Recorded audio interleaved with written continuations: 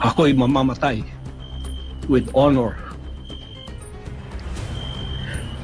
Tatayo ako para sa mga ginipit, kinunan ng katarungan, kinunan ng hustisya sa bansang ito. Dito tutulo ang aking dugo. Dito ako mamamatay. Bahala na, basta Pilipino ang papatay sa akin, okay sa akin yun. Yun lang man po. Pagpalain tayong lahat ng ating dakilang Ama at naway manumbalik ang kapayapaan, ang katarungan, hustisya sa bansa.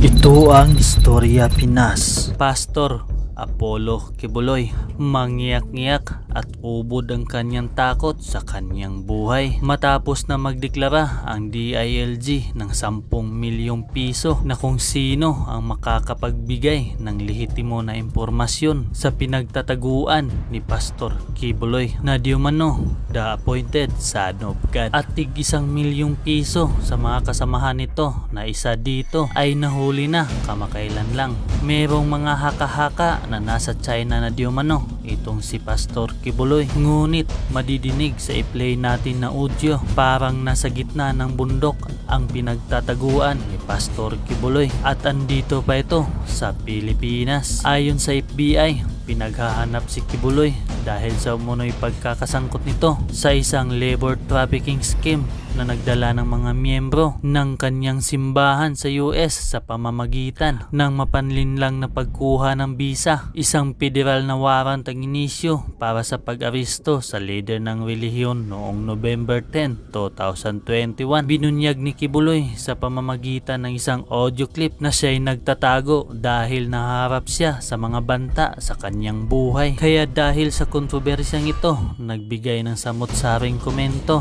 ang ating madlang netizen. Bakit ka nagtatago? Kung wala kang kasalanan, guilty ka talaga. Kaya ka nagtatago, senaryo mo lang yon. Kung wala kang kasalanan, pastor, harapin mo yung paratang sa'yo. Ganun lang kasimple. Pinagmamayabang mo pa na ikaw ang appointed son of God. Bakit ka nagtatago? Lahat naman ng tao, kung may kasalanan, sasabihin lang nila, protektahan ng sarili ko no, para makaiwas ka sa kaso mo. Marami kang pwedeng bayaran na abogado, Pastor Apollo. Harapin mo kasi ang kaso mo. Simple lang yun. Tama. Kung hinarap mo yung kaso mo, hindi ka na dapat nagtatago. Ikaw lang yung nagpalala. Habang may oras ka pa, sumuko ka na. Ako po ay merong mensaheng ipaabot ngayon sa mga nangyayari sa ating bansa at nangyayari po sa akin, sa KOJC at sa lahat ng mga pangyayaring itong hindi natin inaasahan na ito'y mangyayari ngayon sa ating bansa. Hindi ko po inaasahan na aabot sa ganito ang mga pangyayaring ito, na aabot ako sa ganitong klaseng panahon na ang mismong umuusig sa akin ay ang aking sariling bansang Pilipinas. Mga kaibigan at mga kababayan, ito po ang aking kinakaharap ngayon. Paliwanag ko po sa inyo, ako po ay hindi nagtatago sa kasong ito dahil ako po ay may kasalanan. Hindi po. Ako ay umiiwas dahil pinoprotektahan ko po ang aking sarili. Bakit ko pinoprotektahan ang aking sarili? Sapagkat ang lahat po ng nangyayaring ito sa kasong ito, na napakasimple lamang po ng kasong ito. Simple case lang po ito na 4 taon nang nakabinbin dyan sa DOJ. Pagkatapos ngayon ay binuhay na naman nila. Pagkatapos ito ang ginagawa ngayon na sangkalan upang ako ay kanilang habulin. Mga kaibigan at mga kababayan, umiiwas po ako sa pangyayaring ito dahil hindi po katulad ang kasong ito ng kanila ni Congressman Tebes at ni General Bantag. Hindi po. Si General Bantag at si Tebes ang kumakalaban po sa kanila ngayon na tumahabol ay ang gobyerno lamang ng Pilipinas. Ang sa akin po ay complicated, sapagkat meron po akong ginawang kaso sa Amerika. Ang gumawa ng mga kasong ito ay yung pong mga magnanakaw dito sa bansang kaharian na nung sila'y nahuli, lumayas at nag-iwan ng kaso kasi mga abogado po yung dalawa doon. Pagkatapos iniwan nilang kasong ito na ginamit nila itong alias Amanda para ako po ay magkaroon ng kaso dito at dinamay pa yung 5 kong kasamahan na puro inosente. Pagkatapos po pupunta sila ng bansang Amerika ay gumawa na naman po ng kaso doon. Pagkatapos pinaniwalaan naman sila ng bansang puti sapagkat meron din siguro silang interest sa akin at sa paglago ng bansang Korean sa Amerika.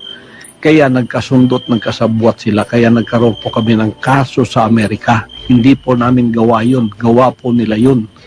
Pagkatapos nito, hinarap po namin ang kasong yun sa Amerika. 43 counts. Kumuha kami ng 22 abogado doon at hinarap ang kasong yun na meron na pong sagot ang lahat ng kanilang mga inakusa sa amin. Naghihintay na lang kami ng panahon kung kailan yun ang trial mangyayari. At tagtatatlong taon na nilang pinopostpone. At least ngayon po November 5 matutuloy na. Kaya sila po ay wala ng ingay doon sa Amerika sapagkat ito ay naharap na po ng aking mga abogado. Ngayon, naging complicated po ang aking sitwasyon dito sa bansang Pilipinas. Mulang nanalo bago na po ang ihip ng hangin. Kasi nung bumalik siya rito, kaibigan na niya ang bansang puting Amerika, kaibigan na po niya ang bansang ito at inopen na niya ang Pilipinas. Kaya nagkaroon tayo ng mga Amerikanong marami dito. Nandiyan na yung EDCA at hindi lamang po yun na naging open. Pati po ako, ang kaso ko, ay naging complicated dahil isinama na po sa sitwasyon na ang mga puting yan ay naririto at ako po ay hiningi na nila sa kamay ng rehimeng Marcos. Kaya noong December 21 o 22, nagkasundo na po yung dalawang yan. Ang rehimeng Marcos, si Marcos mismo at ang FBI at CIA, nagkasundo na po na ako'y ibigay sa kanilang kamay. Ibigay ni Marcos ako sa kamay ng mga puti. At mula noon, under surveillance na po ako dito sa aking sariling bansa. Diyan sa aking mga compound, meron ng mga drones, araw at gabi. Gawa po ng mga puti yun. Pagkatapos po, naghanda kami kasi ayaw po nila ang tinatawag na extradition kasi may extradition treaty tayo. Yun ang legal na paraan para ako ay humarap sa kaso doon sa Amerika using my constitutional rights. Ayaw nilang dumaan doon sa prosesong yon na legal sapagkat magiging matagal daw. Ngayon, mga kaibigan at mga kababayan, bakit po ako ay under surveillance ng mga puti? Kasi ang gusto po nila ay rendition, yung extraordinary rendition, maaring kidnapping at maaari pong assassination. At mayroon pa po akong patong na $2 milyong sa ulo ko. Ibig sabihin, 110 million pesos ang reward o ang award noong pwedeng humuli sa akin o kaya pwedeng gamitin para ako ay mapasakamay nila ng mga puting ito. Kaya naging complicated po ang kasong yan sapagkat nung nalaman naming extraordinary rendition ng kanilang gagawin na lulusubin kami na illegal sa aming mga compound, nakita po ninyo naghanda na kami.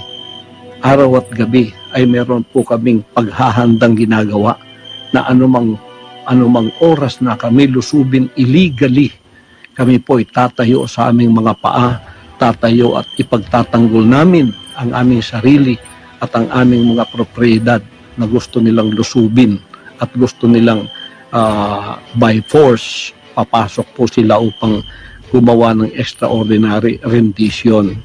Yan po ay pinatotohanan noong February nung dumating yung 4 kong abogado dito at sinabing ganun nga ang kasunduan nitong rehimeng Marcos at ng mga puting ito na FBI o kaya CIA. Kaya po kami naghanda sa compound namin sa Tamayong, compound sa Davao, compound kahit saan. May mga drones po. Drones yon ng mga puti na nagsusurveillance sa amin. Nung nakita nilang kami handang-handa para harapin sila sa mga illegal na gagawin nila araw man o gabi, ang ginawa po mga kaibigan, pumasok itong playbook nila na noong pang November ay sinabi na ni Maharlika at ng ating VP na tatrabahuin nila ako.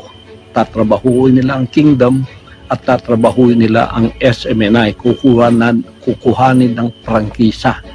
At yung mga workers ko, active man o hindi, bibilhin po nila at gagawa sila ng mga kaso laban sa akin na puro kasinungalingan. Diyan na po pumasok ang Kongreso at ang Senado. Kongreso po, walang dahilan. Pinatatawag, pagkatapos ang kanilang playbook, ginawa na kukunin o kaya iligwak ang prangkisa ng SMNI. Lahat po ng pangyayari doon, puro murmuron lang po yun. Pagkatapos ako, pilit nila akong pinaaten. Kahit nakita nila sa mga dokumento na hindi po ako kasali na sa mga opisyal ng SMNI. Pero pinipilit pa rin nilang ako ay pumunta doon. Bakit? Yun po ay patibong. Sapagkat pag anytime pumunta ka doon, siguradong ang endgame ay pupunta ka sa kamay ng mga puti. Extraordinary rendition pa rin.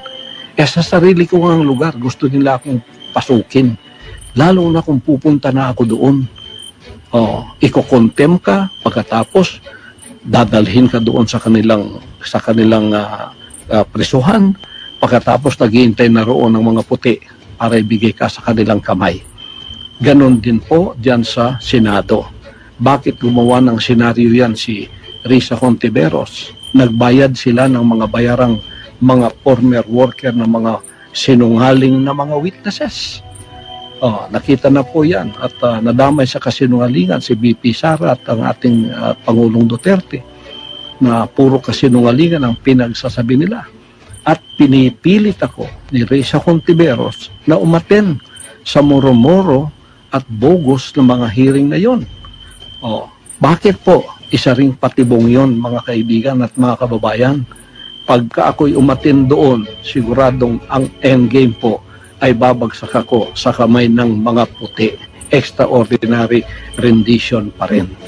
Nung hindi po nila magawa yun, kahit may mga warrant of arrest na sila, sapagkat hindi ako ma-attend sa kanilang mga hearing, kasi pinoprotektahan ko yung sarili ko, kasi alam ko ng lahat ng ito ay patibong lamang upang ang endgame ay magawa nga nila na ako ay ilagay sa kamay ng mga puti, sapagkat ang ating pong gobyerno at ang gobyerno ng mga puting ito ay nagkasabwatan na nga, hawak na nga sa liig ang ating gobyerno rito, kaya itong mga operatibang ito ay ginagamit na lamang whether they know it or not, sapagkat ginagamit na nilang batas laban sa akin upang ako ay kanilang mahuli, upang ako ay kanilang madampot at ibigay na sa kamay ng mga puti. Yun po ang endgame dyan. Extraordinary rendition pa rin yan.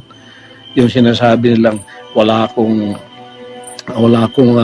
whole departure order, pagkatapos sasabihin nilang maging madugo kung sila ipapasok dito sa aking compound. Yun po yung mga patibong din. Ang ibig lang sabihin, umalis ka dyan kasi magiging madugo. Lalo pa kung hindi aalis. Kasi ako'y tatayo sa mga illegal na activities na gagawin nila ng paglusob. Sabi nila, wala na ka namang whole departure order. Ang ibig sabihin, pwede kang lumabas ng bansa. Patibong din po yun. Sapagkat sa immigration pa, doon ka na uhulihin at ilalagay ka sa kamay pa rin ng mga puti. Yan po ang endgame dyan. Endgame dyan. Nangingialam po ang bansang ito. Ang bansang puti ang nangingialam sapagkat naging kasabwat na ng ating pamahalaan ngayon dito sa ating bansa. Kaya ang nasa likod po ng lahat ng ito ay ang mga puti. Yung mga drones na yan, surveillance na yan, CIA po yan, mga FBI po lahat yan. Ayaw nilang dumaan sa prosesong tama. Gusto nila extraordinary rendition. Bakit po? Sapagkat yan ay maaring kidnapping, maaring assassination, sapagkat pagka ako'y napunta sa kanilang kamay, Sabi pa ng isang kaibigan ko sa Amerika dito, huwag mong asahan na ikaw ay babalik pa. Mababalitaan na lang namin na ikaw ay namatay sa pamamagitan ng natural causes na tulad ng heart attack. Ganyan ang mangyayari sa iyo. Playbook po yan. Playbook po yan. Yan po ay playbook ng CIA at ng FBI na nasa likod ng lahat ng ito. Puti po ang nasa likod ng lahat ng itong nangyayari sa akin ngayon. Kaya naging complicated kasi naging kaibigan nila at naging kasabwat ang rehimeng Marcos, ang administrasyong Marcos, at sila mismo, si Marcos mismo, ang pinagkanulo ako at ibinigay sa kamay ng mga puti. Naggagawin na nila ang gusto nilang gawin sa akin sapagkat ayaw nila yung kaso doon sa Amerika na mapapahiya siguro sila. Ganito po ang mga senaryo ngayon na nangyayari ngayon sa ating bansa. Nung hindi po nangyayari ang lahat ng ito, hindi ako kumagat sa kanilang mga patibong. Anong ginawa nila? Binuhay nila ang kasong sobra 3 taon nang nandyan sa DOJ na mismo si Secretary Remulla noong nanalo na si Bongbong Marcos at hindi pa pupunta ng Amerika. Sinabi niya, very dismissible itong kaso na ito. Dismiss na ba natin, Pasto? Sabi niya, wag muna kasi para merong katuwiran ka na para sa extradition na meron kapang kaso dito. Dismissible po yan. Kaya binangon yan. Ngayon, ginawa pang complicated. Hinati po. Isang kaso lang po yan. Hinati. Ang kalahati dito sa Davao, ang kalahati dyan sa Pasig. Ito ay panggigipit at pagpapahirap. Tingnan po ninyo, noong implement nila yung warrant of arrest, dito po, sa kasong itong binuhay nila, dismiss na po yan. Mag-4 na taon nang na-dismiss yan. Dapat nga wala ng prosecution, wala ng kaso yan. Dapat binasura na yan kasi fail to prosecute yan eh. Failure to prosecute. Kailangan ibasura na yan ayon sa batas. Pero binuhay. Pagkatapos nag-announce na si SOJ Remulla na ito ang mangyayari. So ito dito sa Davao available, ang dito naman sa Pasig, hindi natin alam kung ano, pero merong kalahati ng kasong ito nandyan sa Pasig ngayon. Ngayon, because we are law-abiding, nung lumawas ang warrant of arrest na ito pong 5 kong kasamahan na puro mga inosente, dinamay noong mga dissidents na lumabas dito, yung mga magnanakaw sa kaban ng Bansang Karian, pagkatapos lumayas at pinapaniwala itong mga puting ito na gumawa rin ng kaso sa Amerika, ay ganito po ang nangyari. Kayon, iniwan nila yan dito. Simpleng kaso lang po yan. Napakasimple. Kung wala po nangingialam ang bansang puti, harapin ko po lahat yan. Napakasimple po ng mga kasong yan. Napakasimple po niyan. Kaya lahat ng ginagawa nila sa Kongreso, sa Senado, puro po yan patibong. O hindi ko alam kung ang $2 million, which is 110 million pesos, nasa kamay na ng mga atat na ito na maging award nila. Kaya atat silang ako ay kanilang madampot, mahuli. Nakikinig ngayon ng PNP, NBI, CIDG. Baka hindi niyo alam ang mga bagay na ito na kayo ay sumusunod lamang at hindi nyo alam ang mga bagay nito na sinasabi ko. Dapat malaman ninyo na itong kaso kong ito complicated sapagkat 2 bansa ang nagkasabwat. Bansang puti at bansang Pilipino ang nagsabuatan para ko'y damputin at ang endgame ay extraordinary rendition, which may be kidnapping and which may be assassination. At ako ay very inclined na assassination talaga ang mangyayari sapagkat para bang iniisip nilang ako ay mayroong kinalaman sa politika dito at ako'y hadlang sa kanilang mga plano na politikal. Ay hindi ko po kasalanan maging kaibigan ko si Pangulong Duterte. Bata pa po kami, magkaibigan na kami. Prosecutor pa lang siya, magkaibigan na kami. Hanggang ngayon, hindi ko po kasalanan yun, hindi rin niya kasalanan yun. Bakit ninyo ginagawang kasalanan para sa amin yan? Hindi ko rin kasalanan naging politiko siya, at hindi ko rin kasalanan na ako ay naging isang ministro ng kingdom at lumago sa buong sanlibutan. Hindi ko rin kasalanan yon. Ngayon, ginagawa ninyong kasalanan sa amin yon, problema po ninyo yon. Ngayon, ako po ay hindi nagtatago sa kasong itong napakasimple. Malayo po yun. Kayang-kaya ko pong harapin yan. Kaya ko nga harapin sa Amerika kung dadaan lang sila sa tamang proseso O ito pang sa aking sariling bansa. Naging complicated po ito sapagkat ang lahat ng ginagawa nilang ito, patibong po. Bakit ginawa nilang available dito sa Davao? Para ko'y lumitaw at pumunta doon. Tapos naghihintay yung Sergeant at Arms na may warrant of arrest. Dadalhin din ako sa Maynila. Pagdating doon, yun po ang endgame. Extraordinary rendition pa rin. Babagsak pa rin ako sa kamay ng mga puti. Gusto ko bang o hindi? Dito nga sa aking compound, sinusurveillance ako kung paano nila kung pasukin. Lalo na kung akong kusang loob pupunta doon na para kang manok na pumunta sa bitag na alam mong bibitagin ka. Kaya hindi po ako nagtatago ng dahil sa ako'y may kasalanan o kaya ang aking mga kasamahan kawawa naman. Tingnan niyo yung ginawa sa kanila o pinasuot ng orange na para bang may mga kasalanan na sila. Sapagkat yan ay proseso, nagpapasakop po kami, law-abiding po kami, for nation building po ang aking pakay. Ang aking pong ministry mapayapa. Walang nangingialam po. Kami ay tumutulong sa ating bansa. Alam po ninyo lahat yan. Hindi ko na dapat i-explain lahat sa inyo yan. Ngayon, bakit po ako ay hindi pupunta doon? Simple lamang po yan. Available pagkatapos, simpleng kaso pa. Pero ang endgame, dadalhin ka rin sa Maynila. Dadalhin ka rin doon. Hindi ka nila mapapunta doon sa Senado. Ganito yung kanilang endgame. Doon pa rin ang bagsak ko. Ang katapusan, extraordinary rendition pa rin. Babagsak pa rin ako sa kamay ng mga puti.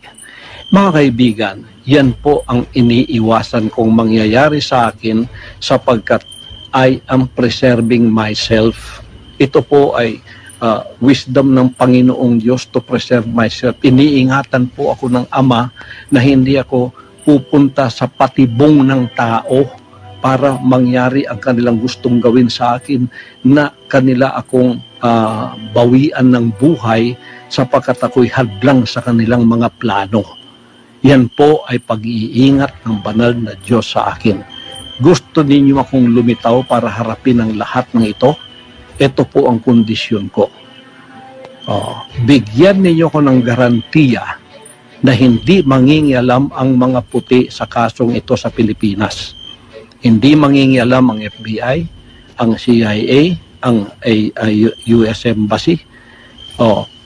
Bigyan ako ng garantiya ng Presidente ng Pilipinas. Bigyan ako ng garantiya ng Secretary of Department of Justice, Boying Remulla. Written po yan, written. Bigyan ako ng garantiya ng PNP head na si Marbil, General Marbil. Bigyan ako ng garantiya ng NBI head at CIDG. May garantiya na hindi mangingialam ang Amerikano at walang mangyayaring extraordinary rendition. Ako po ay lilitaw at haharapin ko ang lahat ng kasong yan kahit saan nyo dalhin dito sa Pilipinas, maging Pasig man o maging dito man. Pagkatapos si Hontiveros dyan sa Senado, ihinto mo na ang iyong murmuro na hearing, dumiretso ka na sa korte, tulungan mo yung mga sinungaling na mga witnesses na yan na gumawa na sila ng affidavit sapagkat idagdag mo na yan sa kaso. Doon din ang bagsak natin, kaya doon ka na pumunta. Huwag ka nang magpa-arte-arte pa dyan sa Senado. Ang dami mong arte. Ako ang ginagamit mo. Para ikaw ay pumunta sa mas higher position. Alam ko na ang galaw mo. Alam ko na yung style mo.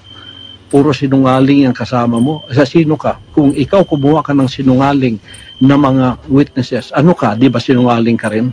Kaya huwag ka na mag-inarte dyan. Pumunta ka na doon sa korte sapagkat hindi ka naman korte.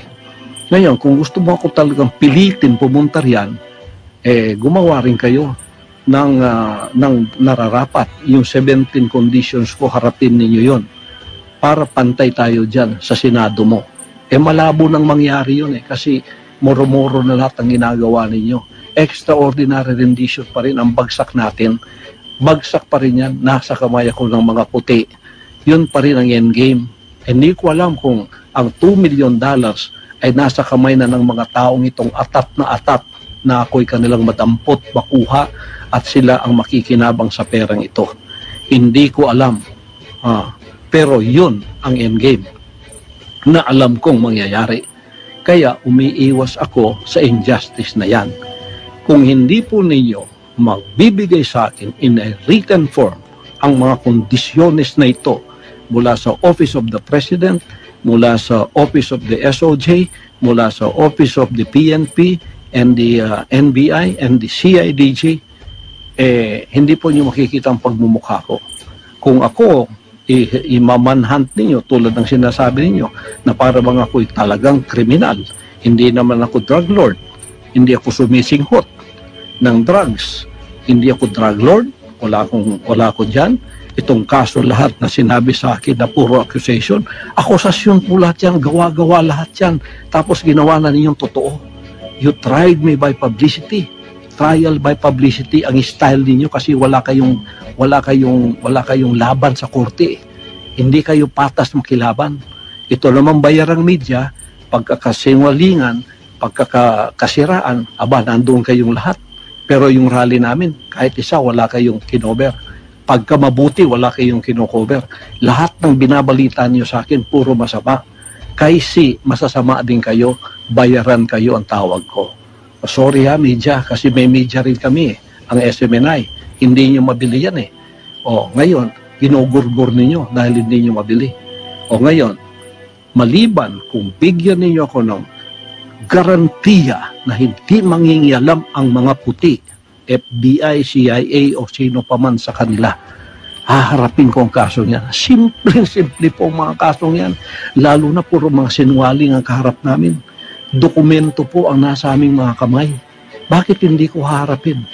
Umiiwas po ako dahil ang playbook ninyo, alam ko, ang katapusan is extraordinary rendition. Mapasakamay ako ng mga puti, magiging klaro recto number 2 ako, mamamatay ako sa kanilang kamay, iyanaw sa buong sanlibutan, heart attack ang ikinamatay ko. Pero patay na ako. Yan ang endgame ng playbook na ito at hindi ninyo yan pwedeng ipagkaila. Maliban kung ibigay ninyo sa akin ang garantiyang aking hinahanap, hindi po ninyo ako makikita. Sige, imanhunt ninyo ako. Ako'y tatayo na hindi magpapasakop sa injustice. Ako'y hindi magpapasakop sa tyrannical rule. Ako'y hindi magpapasakop sa oppression and suppression of my rights. Pagka ako'y binaril ninyo, papatay ninyo, mabuti pang ako ay mamatay sa kamay ng mga Pilipino, dito sa aking bansa, tutulo ang aking dugo, kaysa ako ay mamatay sa kamay ng mga puti na nasa ibayong dagat, nasa kanilang bansa o sa ibang bansa ako dadalhin. Hindi po ako papayag sa ganun. Kung imamanhunt ninyo ako, kayo mga CIDG, kayo mga NBI, kayo mga kapulisan, yan ang senaryong haharapin ninyo. Magiging martir akong tulad ni Rizal.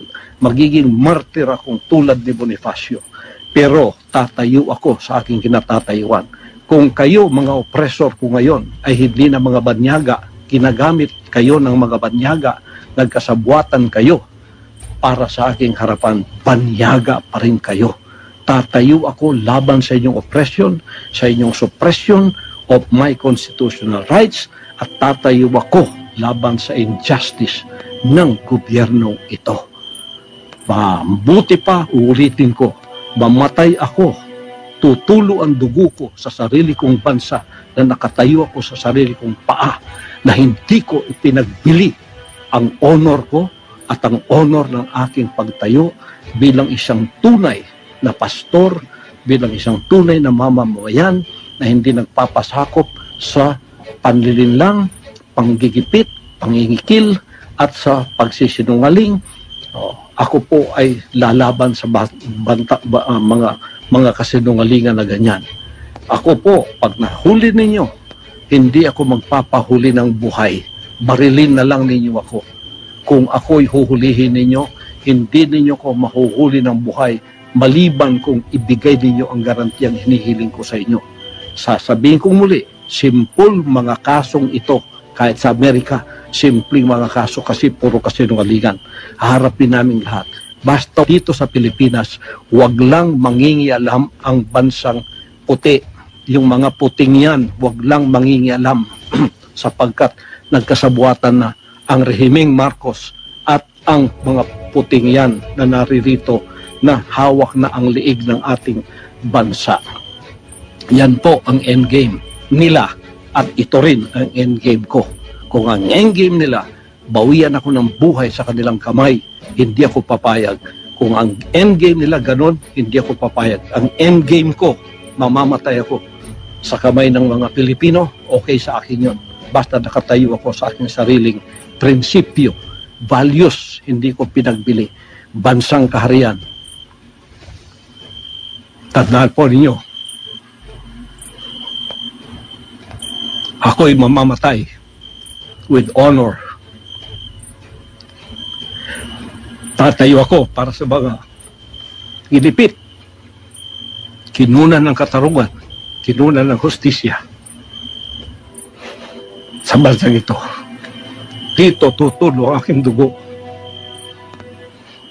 Dito ako mamamatay. So ngayon po ako nakakita na isang paglusob na para bagang of the same scale and scope na linusob ni Erap yung Papa Bubakan. Hindi ko talaga alam kung bakit tinatrato na parang armed terrorist group itong pinaghahanap nila na kaisa-isang tao. Okay. So I think there was not just a violation of the Bill of Rights, there was also a gross disrespect. Kung titimbangin ang arrest warrant na inisyo ng Korte at sabina na inisyo ng Senado, malayong mas matimbang ang arrest warrant na inisyo ng Husgado at Korte. So marahil unang may implement yon kung sakasakali. At matapos yan, doon na lang magre-request kung ma-implement na yung warrant of arrest galing sa Korte. Pinas Balita Ngayon.